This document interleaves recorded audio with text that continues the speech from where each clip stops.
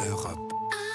Europe 1. Axel de Tarlet, la guerre des sexes aura-t-elle lieu? Google est poursuivi en justice aux États-Unis pour discrimination envers les hommes blancs. Oui, ça chauffe dans les entreprises. Voilà maintenant que ce sont les hommes qui s'estiment maltraités. Donc c'est raccord avec Vincent Herouet. Voilà, ouais, c'est un hasard de chronique. Il se trouve qu'une classe action. Concept ce matin. Donc c'est une classe action, une action de groupe qui a été déposée hier en Californie contre Google. Google qui est accusé d'ostraciser, de bloquer la carrière de certains salariés parce qu'ils sont hommes et parce qu'ils sont blancs. Alors, il faut dire que derrière cette action de groupe, on trouve quand même un salarié de Google qui a été renvoyé l'été dernier parce qu'il avait critiqué la politique de diversité de Google. Il avait expliqué la faible présence des femmes pour des raisons biologiques. Donc, genre, vous voyez, les femmes sont moins capables que les hommes, ce qui avait justifié son départ, son renvoi de Google.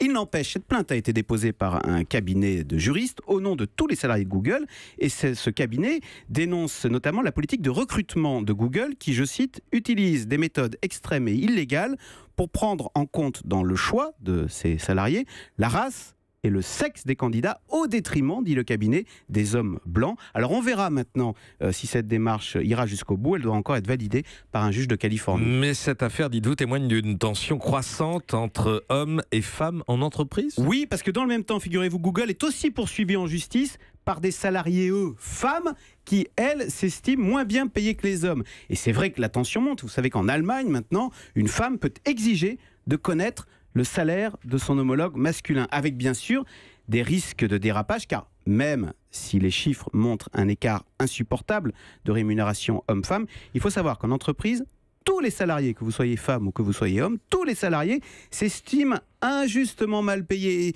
et estiment qu'ils devraient gagner plus. Il y a une étude de la Harvard Business Review qui montre que près de la moitié des salariés, 40% en l'occurrence, estiment qu'ils devraient figurer dans le top 5 des salariés les mieux payés de l'entreprise. Donc oui, bien sûr, la bataille égalité homme-femme est un combat évident, mais c'est un fait, comme dans toutes les batailles, il y a des risques de dérapage. Axel de Tarlet. Hélène? Oui, le problème que vous soulevez, Axel, c'est celui de la discrimination positive. Dans le but de rééquilibrer un certain nombre d'inégalités, ça peut créer des injustices. Alors là, en l'espèce, on parle des hommes qui seraient du coup injustement mis à l'écart par rapport aux femmes.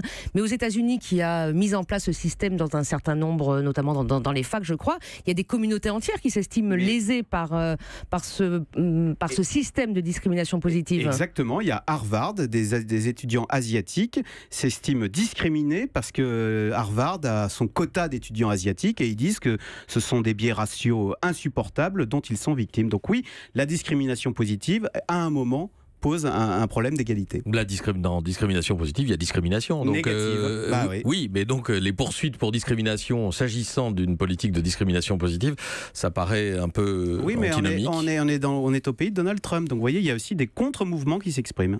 Vincent? Moi, je reviens sur le salarié de Google qui a été renvoyé parce qu'il avait critiqué la politique de diversité. Vous dites que c'est des propos intolérables. Non, on n'a plus le droit. Non. Et pourquoi il avait critiqué?